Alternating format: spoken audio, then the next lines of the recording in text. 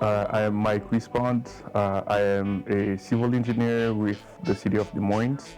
I went to Bellevue College, got my associate degree back in 2018, and then transferred to Seattle University, where I got my bachelor in civil engineering.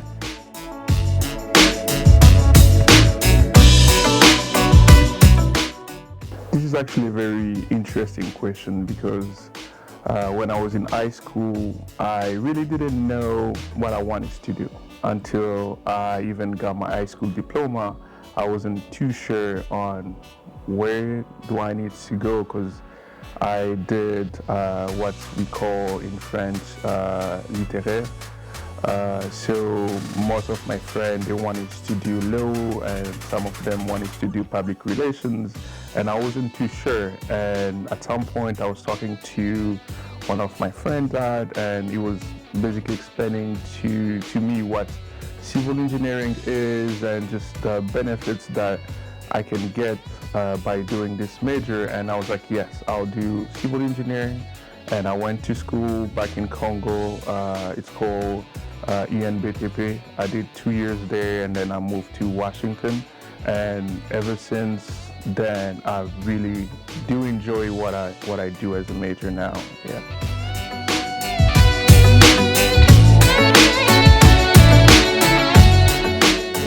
This is a very good question.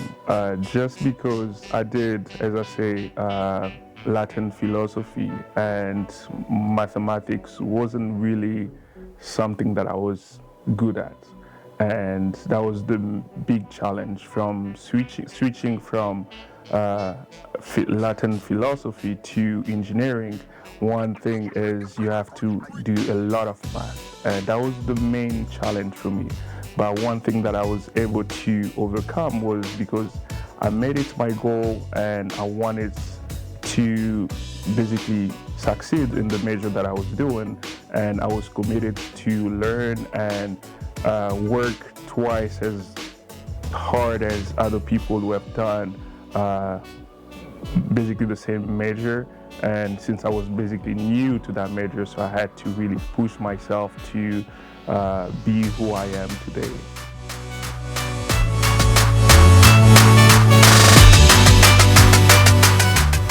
So I would say when I transferred to Seattle University, just the classes that we took, because my passion was, even though I'm doing civil engineering, inside civil engineering you have multiple branches. So you have those who do structural, there are people who do environmental, and there are people who do transportation. And I was very passionate with road design and just building bridges.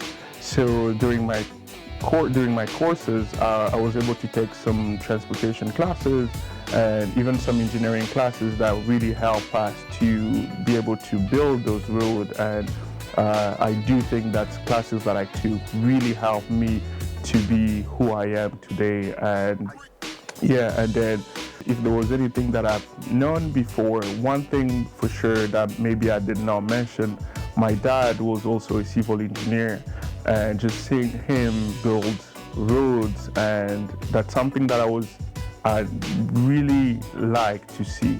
But it wasn't my passion first until years later that I made civil engineering my passion, and something that I've seen how my dad was basically pushing himself to build. And one thing is, once you build a road, it's almost like a legacy that you leave, and people will use those roads for years and years and years. And being able to drive on a road where you know, yes, I've built this road, my dad has built this road, and I am glad that I can drive on this road. And something that I do know for sure is being exposed to, okay, what civil engineering is a little bit and what type of job that they do.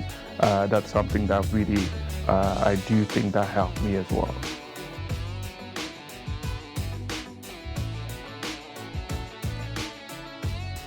The main one I would say is communication.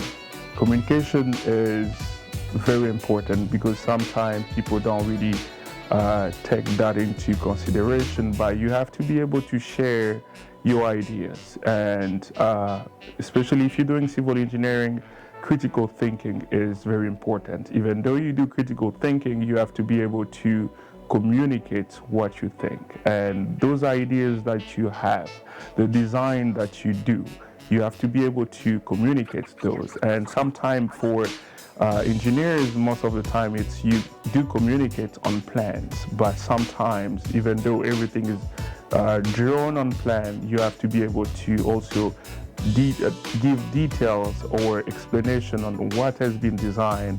And that's something that I do think those two, one is critical thinking and the other one is communication, which is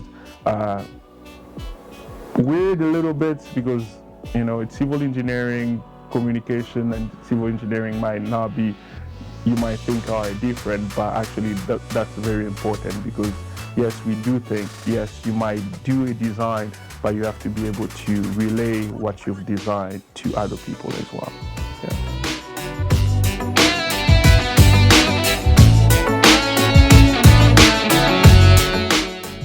Yeah, so inside civil engineering, you have structural engineering, you have environmental engineering, you have wastewater engineering, you have transportation engineering, and there are many others, but I'll just focus on those.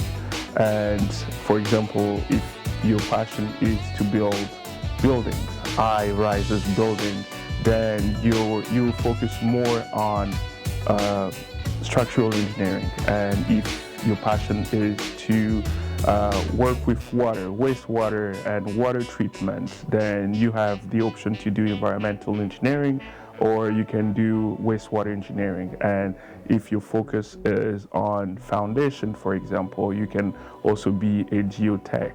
And that's also one thing. And for example, me, what I did, because I'm really passionate with road design, bridges, so I did transportation engineering.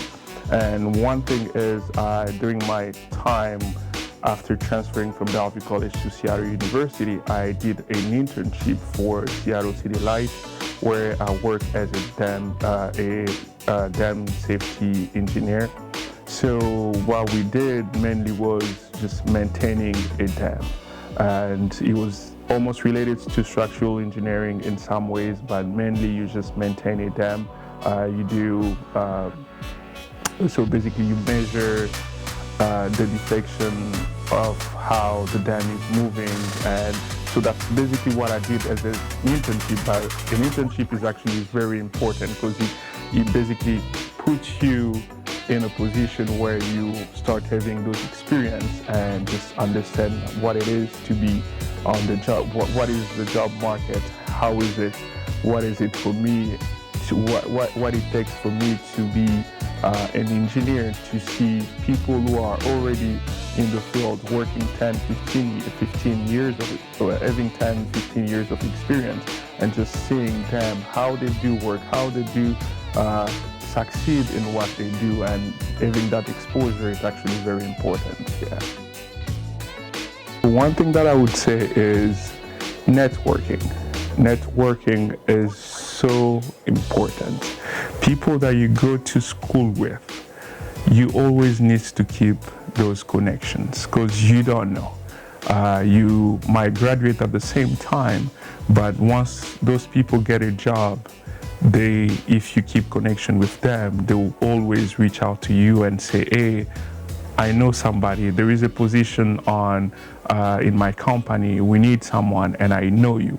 And knowing how to network with people, keeping good relationship with people, because most of the time you might sit in a classroom with someone, but you don't know where their career path will be. So keeping those good relationships is always important, because at the end of the day, you might always reach out to them. Let's say you graduate today and you are looking for a job, you can reach out to somebody that you know, and they can connect you to either their supervisor or someone in their company, and you can be able to get a job by just having those networking connection, which is very, very essential. And I do remember when I did my interview for the city of Des Moines. During my interview, I was actually talking about my previous supervisor when I was doing my internship, and it happened that my supervisor knew my new director, and during that time we were just having an interview, and I mentioned the name, and he was like, yes, I know this person, we've worked together for many years. And that's how I was able to get that job so easily, because of that one connection that we had.